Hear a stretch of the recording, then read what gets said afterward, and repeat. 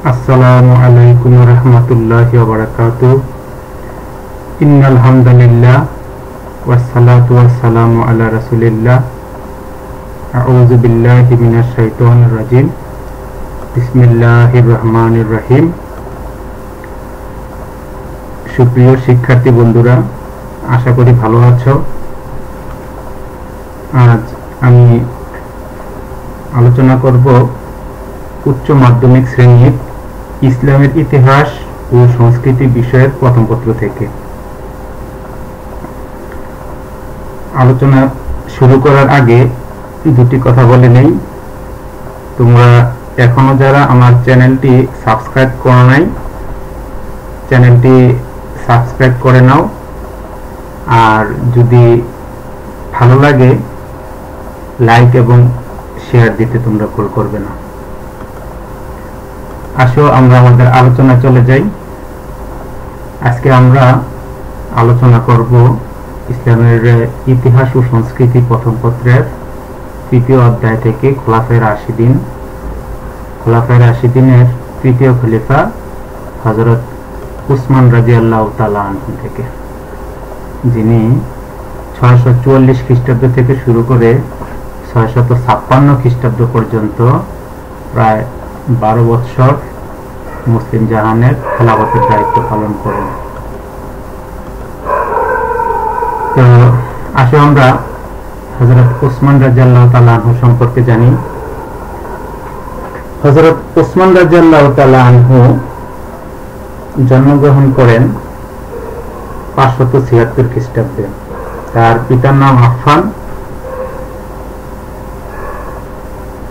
তার পুত্রের নাম আব্দুল্লাহ হওয়ায় তাকে আবু আব্দুল্লাহ বলা হতো। হযরত মুহাম্মদ সাল্লাল্লাহু আলাইহি সাল্লামের সাথে তার আত্মীয়তার সম্পর্ক ছিল। হযরত মুহাম্মদ সাল্লাল্লাহু আলাইহি সাল্লামের পূর্বপুরুষের সাথে আব্দে মানাফের সাথে তার বংশ মিলে যায়।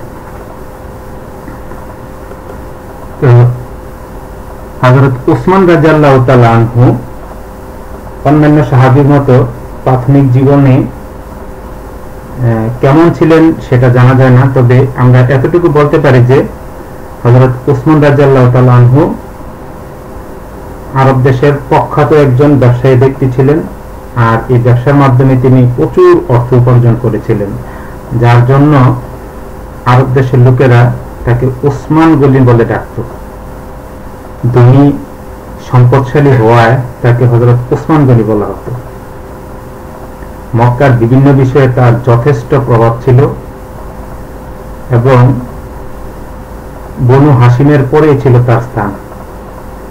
তিনি নিজে লেখাপড়া শিখেছিলেন এবং সুন্দর ও পরিচ্ছন্ন জীবনযাপন করতেন। হযরত উসমান রাদিয়াল্লাহু তাআলা আনহুর ইসলাম গ্রহণ। হযরত মহানবী সাল্লাল্লাহু আলাইহি সাল্লাম যখন নবুয়ত প্রাপ্ত হলেন, তখন হযরত উসমান রাদিয়াল্লাহু তাআলা আনহুর বয়স ছিল 34 বছর। এক রাতে হযরত উসমান রাদিয়াল্লাহু তাআলা আনহু স্বপ্নে দেখেন যে, জেগে ওঠো, ওহে ঘুমন্ত ব্যক্তি, আহমদ আগমন করেছেন। এই স্বপ্নটাকে ইসলামের প্রতি আবেগ আপ্লুত করে এবং আগ্রহী করে তোলে। তিনি কাল বিলম্ব না করে হযরত আবু বকর রাদিয়াল্লাহু তাআলা আনহুর দাওয়াত গ্রহণ করে দ্রুত গতিতে মহানবী সাল্লাল্লাহু আলাইহি সাল্লামের নিকট গিয়ে ইসলাম ধর্ম গ্রহণ করেন। তার চাচা হাকাম ছিলেন ইসলামের ভীষণ শত্রু। তার অত্যাচারে উসমান রাদিয়াল্লাহু তাআলা আনহু ইসলাম ত্যাগ করেননি, বরং ইসলাম গ্রহণের পর হতে ইসলামের খেদমতে দুহাতে অকাতরে অর্থ দান করেছেন। হযরত উসমান রাদিয়াল্লাহু তাআলা আনহু খেলাফত লাভ করার পূর্বেই ইসলামের যথেষ্ট খেদমত করেছিলেন। আমরা আগেই বলেছি যে হযরত উসমান রাদিয়াল্লাহু তাআলা আনহুর প্রচুর সম্পত্তি ছিল, আর এই সম্পত্তিগুলো এখান থেকে তিনি ইসলামের খেদমতে ব্যয় করেছিলেন। হযরত উসমান রাদিয়াল্লাহু তাআলা আনহুর খিলাফত লাভ। খলিফা নির্বাচনের জটিলতা এড়াতে হযরত ওমর রাদিয়াল্লাহু তাআলা আনহু মৃত্যুর পূর্বে একটি নির্বাচনী পরিষদ গঠন করেন। হযরত উসমান রাদিয়াল্লাহু তাআলা আনহু, হযরত আলী, তালহা, জুবাইর, সাদ, বিন আবি ওয়াক্কাস ও আব্দুর রহমান এই নির্বাচনী পরিষদের সদস্য ছিলেন। ইসলামের খেদমতে এই সাহাবাদের প্রত্যেকেরই অসামান্য অবদান ছিল। তালহা এ সময় মদিনার উপস্থিত ছিলেন না। আব্দুর রহমান খিলাফতের গুরুবার নিতে সক্ষম ছিলেন না। আব্দুর রহমান জুবাইর, উসমান ও আলীকে সমর্থন করেন। হযরত উসমান আলীকে এবং আলী উসমানকে সমর্থন করে। এর ফলে এক ভোট বেশি পেয়ে হযরত উসমান রাদিয়াল্লাহু তাআলা আনহু 644 খ্রিস্টাব্দে মুসলিম বিশ্বের তৃতীয় খলিফা হিসেবে নির্বাচিত হন। আব্দুর রহমান তাকে খলিফা হিসেবে আনুষ্ঠানিকভাবে ঘোষণা করলে সকলে তার আনুগত্যের প্রতি শপথ করেন। আমরা আগেই বলেনি, হযরত উসমান রাদিয়াল্লাহু তাআলা আনহুর খলিফা নির্বাচনটি ছিল সম্পূর্ণ ইসলামী গণতন্ত্রের ভিত্তিতে। হযরত উসমান রাদিয়াল্লাহু তাআলা আনহুকে জুন্নুরাইন বলা হতো, কেননা হযরত উসমান রাদিয়াল্লাহু তাআলা আনহুর কাছে হযরত মুহাম্মদ সাল্লাল্লাহু আলাইহি সাল্লামের দুটি কন্যা দিয়ে দিয়েছিলেন। প্রথম কন্যা ইন্তেকাল করার পরে পরবর্তীতে অন্য আরেকটি কন্যাকে তার সাথে দিয়ে দিয়েছিলেন, অর্থাৎ রোকেয়ার ইন্তেকালের পরে উম্মে কুলসুমকে তার সাথে দিয়ে দিয়েছিলেন। আর এজন্যই তিনি ইসলামের ইতিহাসে জুন্নুরাইন হিসেবেও খ্যাতিপ্রাপ্ত। তো এবারে আমরা হযরত উসমান রাদিয়াল্লাহু তাআলা আনহুর রাজ্য জয় ও খিলাফতের সম্প্রসারণ সম্পর্কে জানব। হযরত উসমান রাদিয়াল্লাহু তাআলা আনহুর সময় রাজ্য বিজয় হযরত উমরের মতো হয়নি। হযরত উমর রাদিয়াল্লাহু তাআলা আনহুর শাসন আমলে পারস্য, সিরিয়া, মিশরে ইসলামের বিজয় পতাকা উড়েছিল। পরবর্তী সময়ে হযরত উসমান রাদিয়াল্লাহু তাআলা আনহুর সময়ে এই অঞ্চলগুলোতে যেখানে যেখানে ইসলামী শাসন বিলুপ্ত হয়েছিল সেই অঞ্চলগুলোতে তিনি আবার শাসন পুনঃপ্রতিষ্ঠা করেছিলেন। এক্ষেত্রে তিনি পূর্বাঞ্চল বিজয় করেছিলেন। পূর্বাঞ্চলের তার সৈন্যবাহিনী কিরমান, মাকরান, সিজিস্তান, হেরাত, কাবুল, গজনি, খাওয়ারিজম ইত্যাদি স্থান তার রাজ্যের অন্তর্ভুক্ত করেছিলেন। হযরত উসমান রাদিয়াল্লাহু তাআলা আনহুর সময়ে রাজ্যের পশ্চিমাঞ্চলও আধিপত্য বিস্তার লাভ করেছিলেন। তো এইভাবে হযরত উসমান রাদিয়াল্লাহু তাআলা আনহু খেলাফতের সম্প্রসারণ করেছিলেন। আমরা একটি ছবি দেখতে পেলাম। ছবিটিতে আমরা দেখতে পাচ্ছি যে গণপ্রজাতন্ত্রী বাংলাদেশ সরকার লেখা আছে, আর পিছনে আমরা যে বিল্ডিংটি দেখতে পাচ্ছি সেটি আসলে আমাদের বাংলাদেশের সচিবালয়, প্রধান প্রশাসনিক কেন্দ্র। তো এখন আমরা হযরত উসমান রাদিয়াল্লাহু তাআলা আনহুর প্রশাসন ব্যবস্থা সম্পর্কে জানব। ইসলামের কল্যাণে হযরত উসমান রাদিয়াল্লাহু তাআলা আনহুর অবদান অনস্বীকার্য। খিলাফতের দায়িত্বপ্রাপ্ত হওয়ার পরে প্রশাসনের শৃঙ্খলা আনয়নের জন্য রাষ্ট্রীয় নীতি ঘোষণা করেন। অরাজক পরিস্থিতির সুযোগে অনভিপ্রেত অবস্থার সৃষ্টি যাতে না হয় সেজন্য তিনি অত্যন্ত কঠোরতার সাথে গভর্নর ও উচ্চ পদস্থ কর্মকর্তাদের নির্দেশ প্রদান করেন। দয়া, ন্যায়পরায়ণতা ও বিশ্বস্ততা অক্ষুণ্ণ রেখে অভিভাবক হিসেবে দায়িত্ব পালনে উদ্বুদ্ধ করেন। রাষ্ট্রের প্রাপ্য এবং জিম্মিদের প্রাপ্য যাতে যথাবিহিত হয় সে ব্যাপারে সতর্ক করে দেন। এমনকি শত্রুরাও যাতে অন্যায় ও অসদাচরণের শিকার না হয় সেদিকেও দৃষ্টি আকর্ষণ করেন। প্রয়োজনে ন্যায়পরায়ণতা ও চুক্তি দলির মাধ্যমে তাদেরকে জয় করবার পরামর্শ দেন। সীমান্ত নিরাপত্তা ও কর সংগ্রহ প্রভৃতির ক্ষেত্রে সর্বোচ্চ সহনশীলতা প্রদর্শন করে আস্থা সৃষ্টিতে যত্নশীল হওয়ার পরামর্শ দেন। নেতৃত্বের প্রতি আনুগত্যের মাঝে একটি রাষ্ট্রের সফলতাও খেতে নিহিত আছে। আর্থিক অপচয়, নৈতিক মান সংরক্ষণের লক্ষ্যে হযরত উসমান রাদিয়াল্লাহু তাআলা আনহু বিলাস ও কৃতদাসীদের সঙ্গে অধিক দাম্পত্য সম্পর্ক স্থাপনের নিষেধাজ্ঞা আরোপ করেন। সৎ ও উদ্যমশীল জাতির সংগঠক হিসেবে এগুলো ছিল তার সৃজনশীল প্রতিভার স্বাক্ষর। তো রাজ্য সম্প্রসারণ সহ বিভিন্ন অঞ্চলে নিয়ন্ত্রণ জোরদার করার লক্ষ্যে তিনি নৌবাহিনী গঠন করেছিলেন, যেটি ছিল তার অন্যতম একটি কীর্তি। খলিফা হযরত উসমান তার পরবর্তী খলিফা হযরত উমরের প্রবর্তিত শাসন ব্যবস্থার কোনো উল্লেখযোগ্য পরিবর্তন করেননি। তিনিও মজলিস ও শুরার পরামর্শ অনুযায়ী খিলাফত পরিচালনার গুরুত্বপূর্ণ সিদ্ধান্তসমূহ গ্রহণ করতেন, নির্ধারণ করতেন। রাষ্ট্রের অন্যান্য দপ্তরও অপরিবর্তিত ছিল, তবে খলিফা নিজের রাজস্ব বিভাগের প্রভূত উন্নতি সাধন করেন এবং বর্ধিত আয়ের পরিপ্রেক্ষিতে সেনাবাহিনীর বেতন ও ভাতা বৃদ্ধি করেন। চারণভূমির পশু সংখ্যা বৃদ্ধি সহ নানা উন্নয়ন ও সম্প্রসারণমূলক কাজের সফলতা বৃদ্ধির ফলে বাস্তবায়ন সম্ভব হয়েছিল। হযরত উসমানের ইন্তেকাল। এভাবে শাসন করার পরে হযরত উসমান রাদিয়াল্লাহু তাআলা আনহুর জীবনে একটি মর্মান্তিক ঘটনা ঘনিয়ে আসে। হযরত উসমান রাদিয়াল্লাহু তাআলা আনহুর রাজত্বকালের 12 বছরের মধ্যে প্রথম 6 বছর অত্যন্ত দক্ষতার সাথে তিনি খেলাফত পরিচালনা করেন, আর পরবর্তী 6 বছরে তার কিছু দুর্বলতার সুযোগে তার বিরুদ্ধে কিছু অভিযোগ আসে।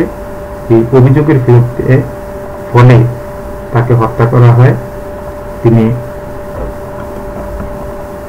656 খ্রিস্টাব্দে আততায়ীদের হাতে তিনি ইন্তেকাল করেন। তো এবারে আমরা জানব হযরত উসমানের বিরুদ্ধে আনীত অভিযোগ সমূহ। হযরত উসমান রাদিয়াল্লাহু তাআলা আনহুর সরলতা সুযোগে তার রাজত্বের তথা খেলাফতের শেষের 6 বছরে লোকজন তার বিরুদ্ধে কিছু অভিযোগ তোলেন। আমরা দেখব এই অভিযোগগুলো তার বিরুদ্ধে যে আনীত অভিযোগগুলো ছিল এগুলোর জন্য মূলত তিনি আসলে দায়ী ছিলেন কিনা এই বিষয়টি আমাদের শিক্ষার্থীদেরকে অনুধাবন করতে হবে এবং এই অনুযায়ী যদি কোনো প্রশ্ন আসে সেই উত্তর দিতে হবে। আমরা অভিযোগে আসি। প্রথম অভিযোগটির আগে একটি ছবি আমরা লক্ষ্য করি। এখানে দেখা যাচ্ছে যে একটি প্রোগ্রাম, একটি টক শো মনে হচ্ছে। এই টক শো এর বিষয় হলো রাজনীতিতে স্বজনপ্রীতি। তো দেখো হযরত উসমানের বিরুদ্ধে আমরা প্রথমে কোন অভিযোগটি চিহ্নিত করছি? হ্যাঁ, স্বজনপ্রীতির অভিযোগ। হযরত উসমান রাদিয়াল্লাহু তাআলা আনহুর বিরুদ্ধে সর্বপ্রথম যে অভিযোগটি আনয়ন করা হয় সেটি হলো স্বজনপ্রীতির অভিযোগ। তার বিরুদ্ধে বেশ কিছু লোকজন অভিযোগ উত্থাপন করেন যে তিনি তার আত্মীয় স্বজনকে বিভিন্ন সুযোগ সুবিধা দিয়েছেন এবং রাজ্যের গুরুত্বপূর্ণ স্থানে তাদেরকে দায়িত্ব দিয়েছেন এবং তাদেরকে তিনি আর্থিকভাবে সহযোগিতা করেছেন। এইভাবে সাধারণত আমরা যেটা দেখি যে যখন যেই রাষ্ট্রে যেই সরকারি দল ক্ষমতায় থাকে ওই দলের বিরুদ্ধে বিপক্ষের দলেরা বেশ কিছু অভিযোগ আনে। এর মধ্যে স্বজনপ্রীতির একটা অভিযোগ থাকেই, যে তারা বলে যে নিজেদের লোকজনকে বেশি সুযোগ সুবিধা দেয়, চাকরি দেয়, এটা দেয়, সেটা দেয়। এরকম হযরত উসমান রাদিয়াল্লাহু তাআলা আনহুর বিরুদ্ধে এরকম ধরনের একটা অভিযোগ এসেছিল। মূলত এই অভিযোগটির জন্য তাকে দায়ী করা যায় না, কেননা তিনি যে সকল শাসনকর্তাদের বদলি করেছিলেন বা নিয়োগ দিয়েছিলেন তারা প্রকৃত যোগ্য ব্যক্তি ছিলেন। ঘটনাচক্রে যদি ওই যোগ্য ব্যক্তিগুলো তার নিকট আত্মীয় হয়ে যায়, এই জন্য তাকে দায়ী করা যায় না। তো এই অভিযোগটি তার বিরুদ্ধে ছিল। আমরা দেখি দ্বিতীয় কি অভিযোগ ছিল। হ্যাঁ, আমরা দেখতে পাচ্ছি একটি পড়ে যাওয়া একটি কোরআনের কিছু অংশ দেখতে পাচ্ছি। দ্বিতীয় যে অভিযোগটি ছিল সেটি ছিল কোরআন শরীফ দগ্ধীকরণ, অর্থাৎ দগ্ধীকরণের একটি অভিযোগ ছিল। তার বিরুদ্ধে দুশমনরা একটি জঘন্য একটি অপবাদ করতে শুরু করলো যে হযরত ওসমান রাদিয়াল্লাহু তাআলা আনহু কোরআন জ্বালিয়ে দিয়েছে। আমরা সেটা জানি, কোন ব্যক্তি যদি দৈনিক 5 ওয়াক্ত নামাজ না পড়ে, রোজা না রাখে, কিন্তু যখন শুনে কোন ব্যক্তি কোরআনকে অবমাননা করেছে, ধর্মপ্রাণ মুসলমানরা ছাড়াও প্রত্যেকটা মুসলমান, সাধারণ মুসলমানও খেপে যায়। তো যখন হযরত ওসমানের বিরুদ্ধে অভিযোগটি আনা হলো, তখন বেশ হট্টগোলের সৃষ্টি হলো যে হযরত ওসমান এই কাজটি করতে পারেন না। আসলে হযরত ওসমান রাদিয়াল্লাহু তাআলা আনহু কোরআন জ্বালিয়ে দিয়েছিলেন। তো কেন তিনি কোরআন জ্বালিয়ে দিলেন, এই বিষয়টি আমাদের একটু জানা দরকার। আমরা জানি হযরত উমর রাদিয়াল্লাহু তাআলা আনহুর শাসন আমলে ইসলামের ব্যাপক সম্প্রসারণ হয়, নতুন নতুন অঞ্চল মুসলিম জাহানের অন্তর্ভুক্ত হয়। তো অনেক লোক ইসলাম ধর্ম গ্রহণ করে, অনেক অনারব ব্যক্তি ইসলাম ধর্ম গ্রহণ করে। আর যারা আরবি ভাষা ঠিক ভালোভাবে জানতো না, কোরআন তেলাওয়াত তেমন একটা জানতো না, তো ইসলামের শুরু থেকে যারা শত্রু ছিল, এমন কিছু শত্রু কোরআনের আকারে নকল করতে শুরু করে, অর্থাৎ কোরআনকে জাল করতে শুরু করে, এবং কোরআনকে জাল করে ওই নতুন মুসলমানদেরকে বিভ্রান্ত করে। হযরত ওসমান রাদিয়াল্লাহু তাআলা আনহু এই সংবাদটি পেয়ে দ্রুত তিনি সমস্ত মুসলিম জাহানের সবগুলো কোরআনকে একত্রিত করেন, করে এগুলোকে তিনি জ্বালিয়ে দেন। আর পাশাপাশি তিনি হযরত আবু বকর রাদিয়াল্লাহু তাআলা আনহুর সময়ে যে কোরআনের পাণ্ডুলিপি তৈরি করা হয় এবং যেটি হাফসার কাছে সংরক্ষিত ছিল, এটির অনুকরণে হযরত ওসমান রাদিয়াল্লাহু তাআলা আনহু পবিত্র কোরআনের সংকলন করেন। অর্থাৎ বর্তমানে আমরা কিতাব আকারে যে কোরআনটি পাচ্ছি, সেটি হযরত ওসমান রাদিয়াল্লাহু তাআলা আনহু এটি সংকলন করেন এবং সমস্ত মুসলিম জাহানে এটি বিলি করার ব্যবস্থা করেন। তো এতে কিন্তু আসলে হযরত ওসমান রাদিয়াল্লাহু তাআলা আনহুকে তোমার দায়ী করা যায় না। তো যা হোক, তোমাদের এই বিষয়টি বুঝতে হবে। তৃতীয় অভিযোগটি কি ছিল? আমরা এখানে দেখতে পাচ্ছি যে কিছু অর্থ দিচ্ছে, কাউকে টাকা পয়সা দিচ্ছে, বাইতুল মালের অর্থ আত্মীয় স্বজনকে দান। এবার অভিযোগ আসলো হযরত ওসমান রাদিয়াল্লাহু তাআলা আনহু কি করেছেন, বাইতুল মাল মানে সরকারি যে কোষাগার, রাষ্ট্রীয় যে কোষাগার, এর অর্থ তিনি নিজের আত্মীয় স্বজনকে দান করে দিয়েছেন। আসলে এটা মোটেও ঠিক ছিল না। তার কারণ হযরত ওসমান রাদিয়াল্লাহু তাআলা আনহু ব্যক্তিগতভাবেই একজন ধনাঢ্য ব্যক্তি ছিলেন, তার প্রচুর ধন সম্পত্তি ছিল। ওই ধন সম্পত্তি থেকে তিনি তার আত্মীয় স্বজনকে দান করেছিলেন, অথচ তার যারা শত্রু ছিল তার বিরুদ্ধে এরকম একটি জঘন্য অপবাদ করতে দ্বিধাবোধ করে নাই। এরপরে যে অভিযোগটি আসে, সেই অভিযোগটি হলো, দেখি এখানে কি একটি গরু এবং কিছু ঘাস মাঠ দেখতে পাচ্ছি। হ্যাঁ, সরকারি চারণভূমি নিজস্ব কাজে ব্যবহার। হযরত ওসমান রাদিয়াল্লাহু তাআলা আনহুর বিরুদ্ধে এই একটি অভিযোগ। এখানে আমি বলে রাখি, সরকারি চারণভূমি মানে কি? সরকারি কর্মকর্তা কর্মচারীদের জন্য ঘোড়া ছিল, উট ছিল। এগুলাকে তো আর এখন গাড়ির মতো তেল দেওয়া হয় না, এখন গাড়ি যেমন তেল দিয়ে চলে, ওই ঘোড়া এবং উটগুলোকে খাওয়ানোর জন্য সরকারিভাবে অনেকগুলো চারণভূমি ছিল, অর্থাৎ ঘাসের জমি ছিল, যেগুলোতে সরকারি পশুগুলোকে, এই সরকারি উট ঘোড়াগুলোকে তোমার খাওয়ানোর ব্যবস্থা করা হতো। তো অভিযোগকারীরা আবার অভিযোগ করলো, এই সরকারি যে চারণভূমি আছে এখানে তিনি নিজস্ব কাজে ব্যবহার করতে শুরু করেন। আসলে এটা মোটেও ঠিক ছিল না। কারণ হযরত ওসমান রাদিয়াল্লাহু তাআলা আনহু ওই সরকারি উট এবং সরকারি ঘোড়াই সেখানে চারণ করেছিলেন, ওখানে খাওয়ানোর ব্যবস্থা করেছিলেন, সরকারি কাজে তিনি এগুলো ব্যবহার করেছিলেন। এরপরের যে অভিযোগটি দেখো, লক্ষ্য করো, আমরা দেখছি ছোট্ট একটি ছাউনির নিচে একটি লোক বসে আছে। মনে হচ্ছে তিনি একটা নির্বাসনে আছেন, একা একই বসবাস করছেন। হ্যাঁ, এবার অভিযোগ হলো আবু যর আল গিফারিকে নির্বাসন। আবু যর আল গিফারি কে ছিলেন? আবু যর আল গিফারি ছিলেন হযরত মুহাম্মদ সাল্লাল্লাহু আলাইহি সাল্লামের একজন বিশিষ্ট সাহাবী।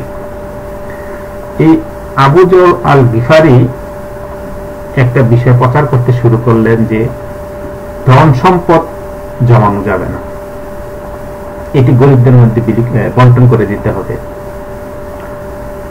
তো গরিবদের সংখ্যা সবসময় বেশি থাকে, তো অসংখ্য দরিদ্র ব্যক্তি তার এই মতবাদকে বিশ্বাস করতে শুরু করে এবং একটা হট্টগোলের সৃষ্টি হয়। তার পক্ষে যথেষ্ট জনপ্রিয়তা সৃষ্টি হয়। হযরত ওসমান রাদিয়াল্লাহু তাআলা আনহু তাকে ডেকে অর্থাৎ আবু যর আল গিফারিকে বোঝানোর চেষ্টা করলেন যে যথাযথভাবে যাকাত প্রদান করার পরে, সাদকা দান খোরাক করার পরে ইচ্ছা করলে যে কেউ ব্যক্তি তার সম্পত্তি জমা করতেই পারে, এতে কোনো বিধিনিষেধ নেই। কিন্তু আবু যর গিফারি এই বিষয়টি মেনে নিতে পারছিলেন না, তিনি তার আন্দোলন চালিয়ে যাচ্ছিলেন। তখন হযরত ওসমান রাদিয়াল্লাহু তাআলা আনহু বাধ্য হয়ে হযরত আবু যর আল গিফারিকে নির্বাসনে পাঠান, অর্থাৎ বনে একাকে পাঠান, আর সেখানে তিনি ইন্তেকাল করেন। আর এতেই দুশমনরা বলে যে আবু যর গিফারিকে তিনি কি করেছেন? হত্যা করেছেন। এই একটু অভিযোগটা ছিল। এরপরের অভিযোগটি হলো, আমরা এখানে কাবাঘর দেখতে পাচ্ছি, অর্থাৎ কাবা গৃহ সম্প্রসারণ। হযরত ওমর রাদিয়াল্লাহু তাআলা আনহুর সময় কাবাঘরের সংস্কার কাজ হয়েছিল। তখন কাবাঘরকে একটু সম্প্রসারণ করার জন্য কিছু আশেপাশের জমি ক্রয় করেছিলেন। তখন যারা জমি দিয়েছিল তখন জমির দাম নেয়নি। পরবর্তী সময়ে হযরত ওসমানের রাজত্বকালে এই অভিযোগগুলোর সাথে সাথে ওই লোকগুলো এই অভিযোগটাও করতে শুরু করলো যে কাবা গৃহ সম্প্রসারণ করার জন্য ওসমান আমাদের জমি নিয়ে নিয়েছেন। তো হযরত ওসমান রাদিয়াল্লাহু তাআলা আনহু তাদেরকে ডাকলেন এবং তাদের অভিযোগগুলো শোনার ব্যবস্থা করলেন। তো এই যে অভিযোগগুলো আমরা দেখলাম হযরত ওসমান রাদিয়াল্লাহু তাআলা আনহুর বিরুদ্ধে, এই অভিযোগগুলো তিনি শোনার জন্য সকল অভিযোগকারীদেরকে ডাকলেন, তাদেরকে বললেন যে তোমরা আসো, তোমাদের কথা আমি শুনবো। আসলে তার অভিযোগ শোনার, এই অভিযোগ সামনাসামনি অভিযোগ করার জন্য কেউ আসে নাই। তো পরবর্তী সময়ে হযরত ওসমান রাদিয়াল্লাহু তাআলা আনহুর এই অভিযোগের ভিত্তিতেই হযরত ওসমান রাদিয়াল্লাহু তাআলা আনহুর বিরুদ্ধে ব্যাপক অসন্তোষের সৃষ্টি হয় এবং দুষ্কৃতিকারীরা তাকে হত্যাকাণ্ডের দিকে নিয়ে যায়। আর এ পর্যায়ে আমরা জানব হযরত ওসমান হত্যার কারণসমূহ। হযরত ওসমান হত্যার প্রকৃত কারণটা, আমরা মূল কারণটাতে পরে আসি, এর আগে আমরা বেশ কিছু বিষয় আমরা জেনে নিই। হযরত ওসমান হত্যার বিরুদ্ধে যে বিষয়গুলো কাজ করেছিল এর মধ্যে একটি ছিল হাশিমি এবং উমাইয়া গোত্রের বিরোধ। কুরাইশ বংশের দুটি শাখা ছিল, একটি শাখা ছিল হাশিমি এবং অপর একটি শাখা ছিল উমাইয়া। তো এই দুটি শাখার ভিতরে সবসময় একটা দ্বন্দ্ব সংঘাত লেগেই থাকত।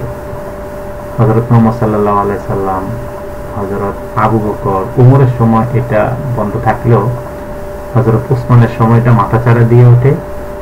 ঘটনাচক্রে হযরত ওসমান ছিলেন উমাইয়া শাখার, আর হাশিমি শাখার কিছু লোক তার বিরুদ্ধে এই অভিযোগগুলো এনেছিল। তো এই বিরুদ্ধেও তার হত্যাকাণ্ডের একটা কারণ হতে পারে।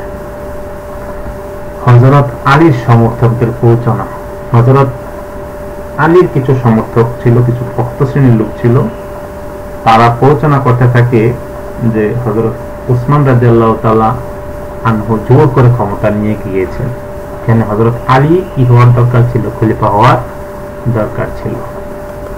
তারপরে আনসার ও মুহাজিরদের মধ্যে একটা বৈষম্য সৃষ্টি হয়েছিল, এটাও একটা হত্যাকাণ্ডের কারণ হতে পারে।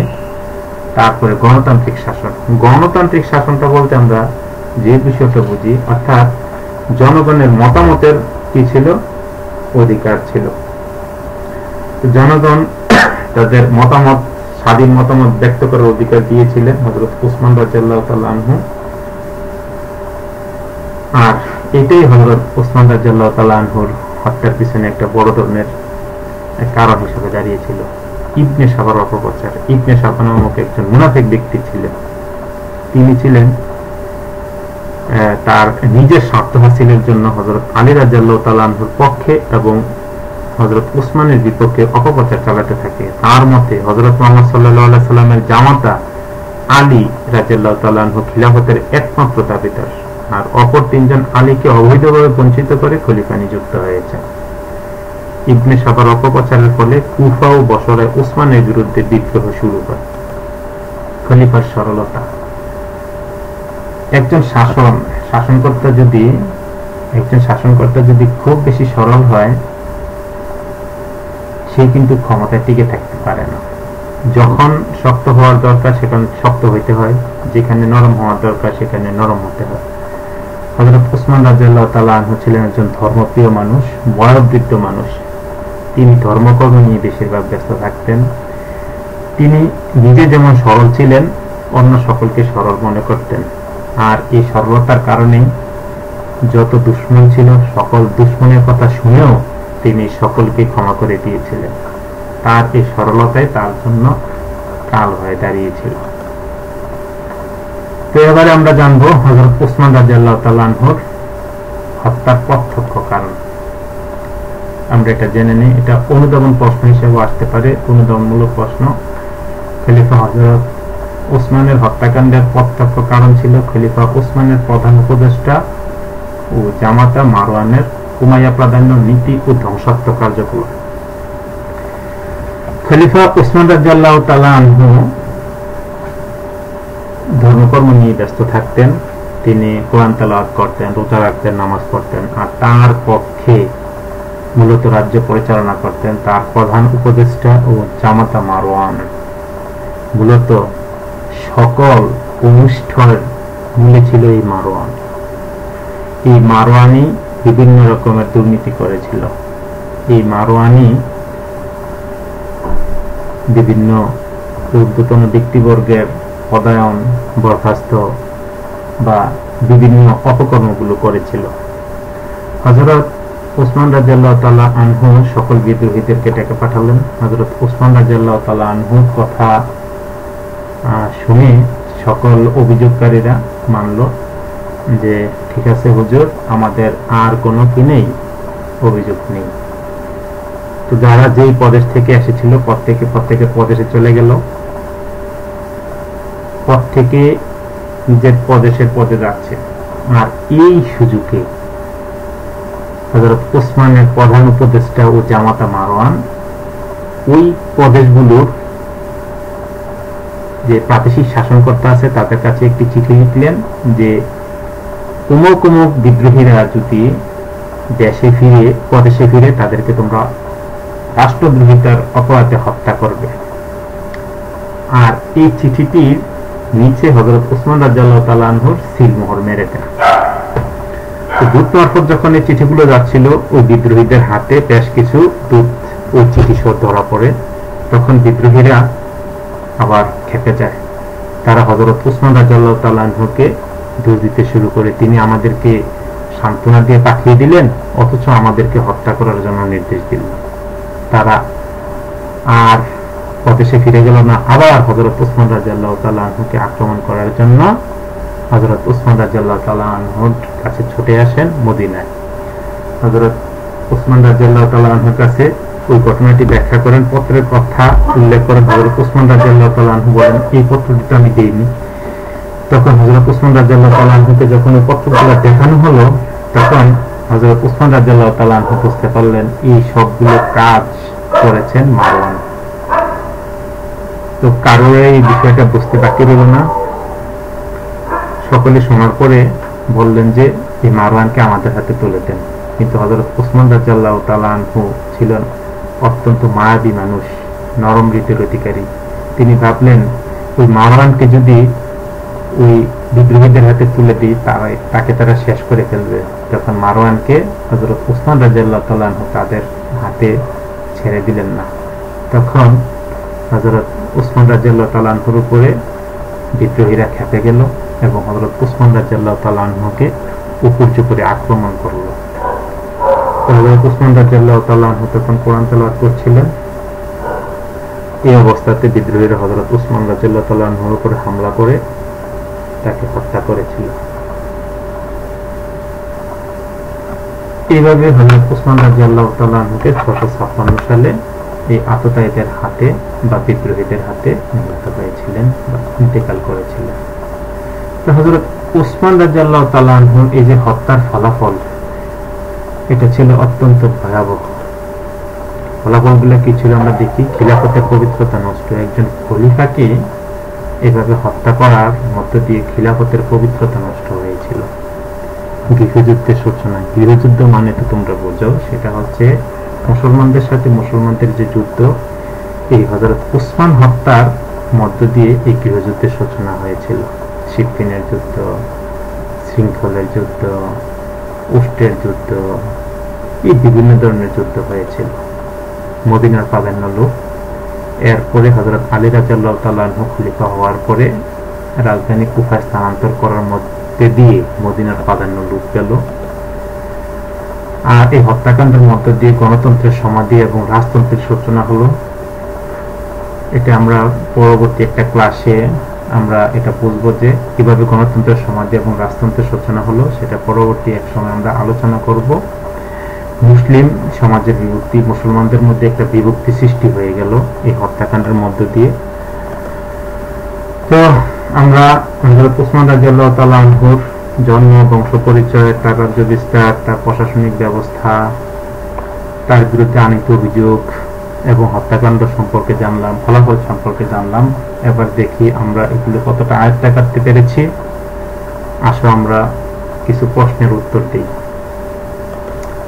খেয়াল করো, আমাদের প্রথম প্রশ্ন, হযরত উসমান রাদিয়াল্লাহু তাআলা আনহু কবে কোথায় জন্মগ্রহণ করেন? দেখো তোমরা মনে করতে পারছো কিনা।